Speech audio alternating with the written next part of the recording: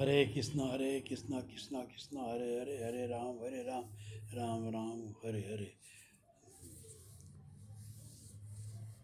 आज के कथा में मैं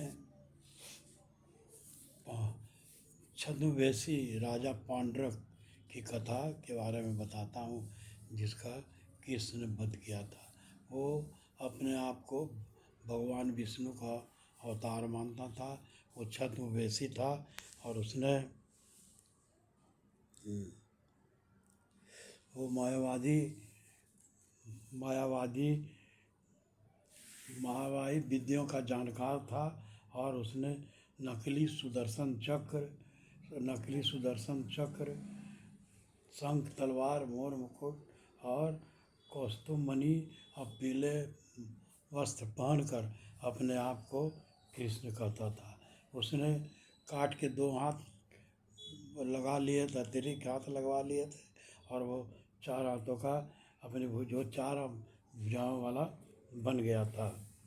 और उसने द्वारकाधीश को, भगवान श्री कृष्ण को एक संदेश भेजा कि अब वास्तव में विष्णु का, श्री कृष्ण का अवतार हो चुका है और तुम नकली कृष्ण हो, इसलिए तुम मेरे शरणागत हो जाओ, नहीं तो तुम्हारा मैं वध कर दूंगा। और उन्होंने कहा कि तुम अपना जितना जो नकली तुमने धारण किए हुए हो, मोर मुकुट और कौस्तुभी और सुदर्शन चक्र, ये सब तुम्हारा नकली है, इसे त्याग कर तुम हमारी शरण में आ जाओ। और जब इसके बाद पांडुरंग ने द्वारकाधीश की सभा में अपने एक दूत को भेजा और उसने कहलवाया कि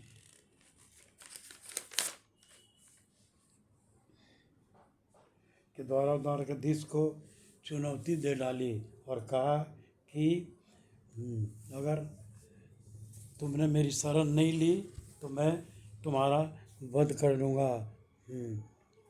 और यह उसकी बात सुन के लोग, जो द्वारकाधीश के सभा में लोग थे, वे सब हंसने लगे। लेकिन बलराम जी क्रोधित हो गए और बोले इसका मैं अभी वध कर दूंगा दूत का।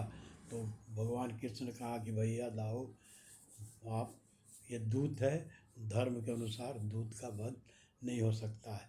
तो द्वारकाधीश को बलराम जी कहते हैं कि तुम बार बार मुझे दाऊ दाऊ भैया भैया कह के, और इस तरह से तुम द्वारका के सुरक्षा का ख्याल नहीं कर रहे, और वो छद्मवेशी राजा पांडुरंग हमें चुनौती दे रहा है। इस तरह दूत के चुनौती को भगवान ने स्वीकार कर लिया और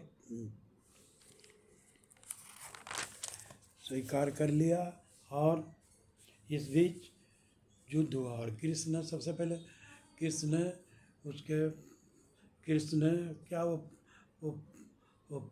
जो पांडुरंग था वो करुष राज्य का राजा था और वो अपने को वासुदेव कहलाता था, और कृष्ण को एक ग्वाला कहता था।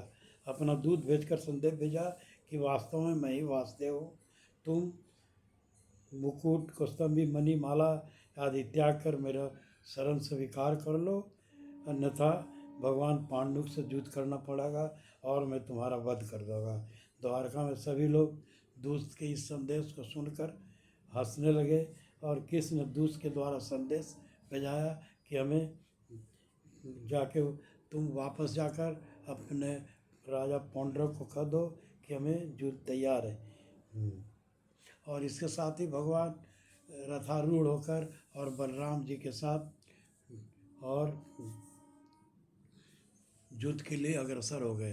तो जैसे पांडुरंग ने सुना कि कृष्ण युद्ध के लिए आ रहे हैं, तो उसने अपनी, और उसके साथ साथ उसकी दो अक्षिणी सेना थी। पांडुरंग के पास 2 अक्षिणी सेना थी, और उसके बाद उसका साथ काशी नरेश भी दे रहा था, जिसकी 3 अक्षिणी सेना थी। इस तरह से 5 अक्षिणी सेना के साथ पांडुरंग ने कृष्ण पर आक्रमण करने की सोची। और अब जब कृष्ण और पौंड्रक आमने सामने आए तो पहली बार कृष्ण ने उसे देखा और वो बिल्कुल कृष्ण का स्वरूप था, कृष्ण जैसा ही दिखता था। और वह समझता था कि असली कृष्ण मैं ही हूँ, वह तो एक ग्वाला है। तो कृष्ण ने कहा पांडुरंग से, जब आमने सामने उसे देखा तो कृष्ण ने कहा कि तुम चाहते थे कि मैं तुम्हारी शरण में आ जाऊं, लेकिन ये तो संभव ही नहीं है। इसलिए तुम अगर बचना चाहते हो तो मैं तुझे एक मौका देता हूँ, एक अवसर देता हूँ कि तुम सारा सब कुछ त्याग कर कर मेरी शरण में आ जाओ, अन्यथा मैं तुम्हारा वध कर दूंगा।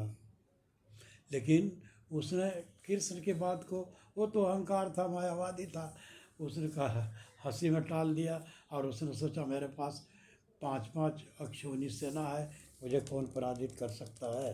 तो भगवान ने तो क्या किया, सबसे पहले पांडुरंग का भाई बलराम जी पर अटैक किया। बलराम जी ने उसे अपने हल के द्वारा उसके वध कर दिया। उसके बाद पौंड्रक ने काशी नरेश को भेजा, काशी नरेश को आक्रमण करने के लिए कृष्ण के पास भेजा। तो कृष्ण ने उन्होंने उसका वध काशी नरेश का अपने सुदर्शन से चक्र से कर दिया।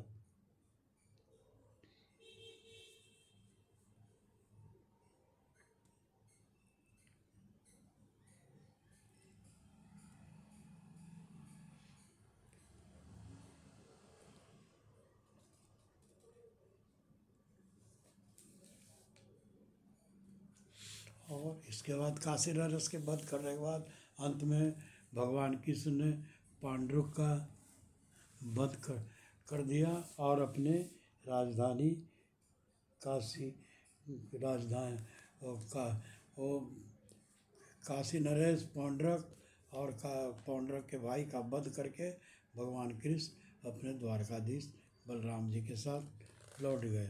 तो इस तरह से पांडु को स्वरूप मुक्ति प्राप्त हुई। मुक्ति तो 5 प्रकार का होता है। तो इसमें 5 प्रकार का होता है। तो इसमें स्वरूप मतलब अपने जैसे वो अपने जैसे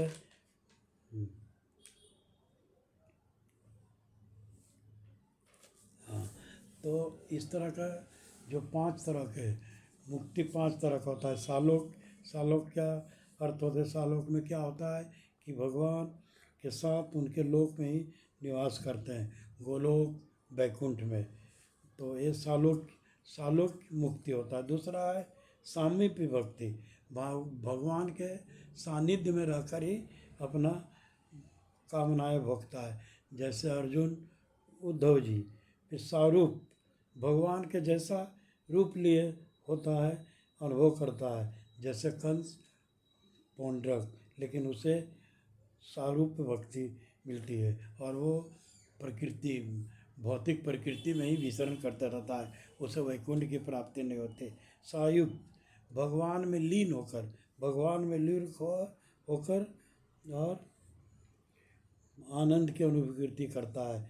जैसे मीराबाई, शिशुपाल और दंतवक्र। ये क्या हुआ कि जो शिशुपाल था तो कृष्ण का एक रोज चमक आई और उसमें समाहित हो गया। इस तरह से मीराबाई द्वारकाधीश में समाहित हो गई और दंतवक्र भी उसी तरह से हो गया। तो हरे कृष्णा।